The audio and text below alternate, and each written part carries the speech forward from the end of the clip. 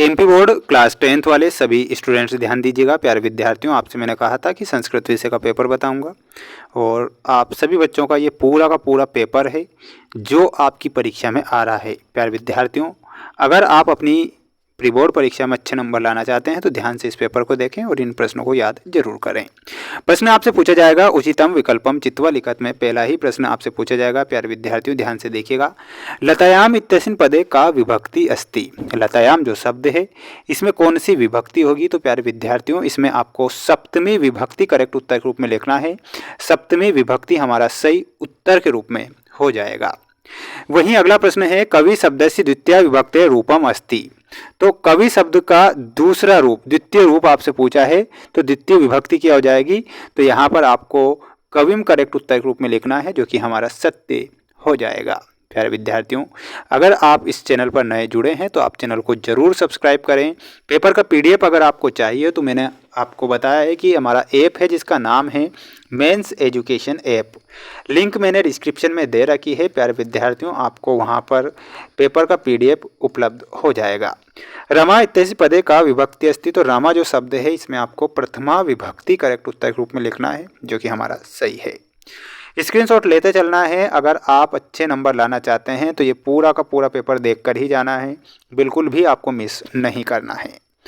पितृ इत्यस्य शब्दस्य प्रथमा विभक्ते रूपम किम। तो प्यारे विद्यार्थियों, इसमें प्रथम बताना है पितुः विल बी करेक्ट आंसर। अधोलिखितेषु अव्ययम नास्ति नहीं है, अव्यय पद कौन सा नहीं है? मार्गः जो शब्द है अव्यय नहीं है।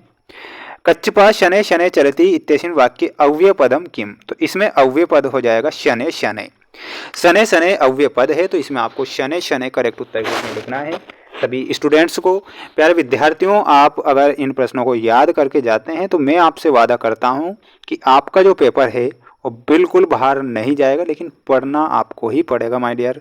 मैं तो सिर्फ आपके लिए मेहनत कर सकता हूँ।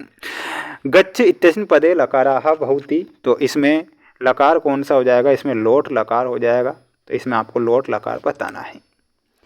पश्यति इत्यस्मिन् पदे धातु अस्ति। तो इसमें आपको द्रस धातु करेक्ट उत्तर के रूप में लिखना है, तो इसमें आपको द्रस लिखिएगा, ठीक है।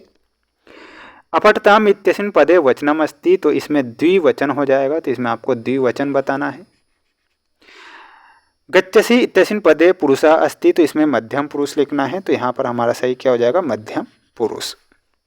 प्रत्येकः इत्यस्मिन् पदे उपसर्ग अस्ति। तो प्रति उपसर्ग है प्रत्येक शब्द में, ठीक है। उपसना में उप उपसर्ग है, तो बिल्कुल यहाँ पर आपको उप से मिलाना है। ये आपकी जोड़ी कंप्लीट हो चुकी है। आप सभी छात्र इसका एक स्क्रीनशॉट ले लो, अच्छे से इन्हें याद कर लो, पढ़ लो, क्योंकि प्यारे विद्यार्थियों पेपर आपका बाहर नहीं जा रहा है, ठीक है। व्यंजन संधे उदाहरणम सदाचारा इति भवति। तो ये आपका आम हो जाएगा। अति प्लस आचारा इत्यस्य संधि अत्याचारा भवति। ये भी आपका आम है। परोपकारा इति उदाहरणम विसर्ग संधे अस्ति। ये आपका ना है। हरिहरो इति उदाहरणम बहुब्रीहि समासस्य अस्ति। ये आपका ना होगा। यथाशक्ति इति उदाहरणम अव्ययीभाव समास अस्ति। ये भी आम है। और तत्पुरुष समासस्य उदाहरणम बाण दत्तः इति अस्ति। ये भी आपका आम हो जाएगा। स्क्रीनशॉट ले लो अच्छे से और इन प्रश्नों को आप जरूर पढ़ें। प्यारे विद्यार्थियों, प्रश्न परीक्षा में आएंगे, डेफिनेटली आएंगे। अगर आप पढ़ते हैं और बिना थोड़ा सा वीडियो देखेंगे भाग जाएंगे तो कोई मतलब नहीं निकलेगा। इसलिए बैठ के पढ़ लो, क्योंकि ये प्रश्न आ रहे हैं परीक्षा में। हसन में सत्र प्रत्यय सही होगा, तो इसमें आपको सत्र प्रत्यय से मिलाना है। गुणवान में आपका कत्वतु प्रत्यय होगा, तो इसमें आपको कत्वतु प्रत्यय से मिला देना है। कथितः में आपका सही उत्तर हो जाएगा कत प्रत्यय, तो इसमें आपका कत प्रत्यय सही होगा। अगला है अतिथि प्रबुद्धः। तो इसमें हमारा सही उत्तर क्या हो जाएगा? और वो हो जाएगा पाद ध्वनि नाम, ठीक है। तो ये हमारा करेक्ट उत्तर है। कृषकाय आसीत में हमारा सही उत्तर हो जाएगा अभियुक्तः। इसमें आपको अभियुक्ता से मिलाना है। ये आपकी जोड़ी यहाँ पर कंप्लीट हो चुकी है। सभी बच्चे इसका एक स्क्रीनशॉट ले लो जल्दी से और इन्हें पढ़ के जाइएगा अच्छे से, क्योंकि ये प्रश्न परीक्षा में आ रहे हैं, डेफिनेटली आएंगे, बिल्कुल टेंशन नहीं लेना है। नेक्स्ट क्वेश्चन ये रहा आपकी स्क्रीन के सामने, जिसमें आपसे प्रश्न पूछा गया है। एक पदेन उत्तरम लिखत। दुर्बलम वृषभम इत्यनयो पदयो विशेषणम अस्ति। तो इसमें विशेषण क्या है? तो विशेषण हो जाएगा प्यारे विद्यार्थियों दुर्बलम।